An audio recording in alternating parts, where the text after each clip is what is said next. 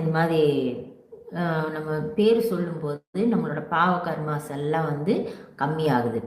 அதுதான் வந்து இந்த கலியுகத்தில் வந்து எப்படி வந்து நம்ம தப்பிப்போம் இந்த மாயாக்கிட்ட இருந்து. மாயாவை வரும் நம்ம தாட்ஸ் வந்து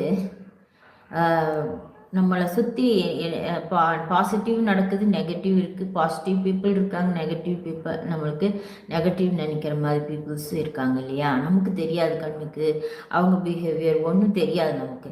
அப்போது அவங்க அந்த நெகட்டிவ் வரும்போது நெகட்டிவ் தானே, அதை வந்து நம்ம எப்படி அது நம்மக்கிட்ட அது வரும்போது மாயா வரும்போது நமக்கு வந்து என்னெல்லாம் நமக்கு ரியலைஸ் ஆகிடும்.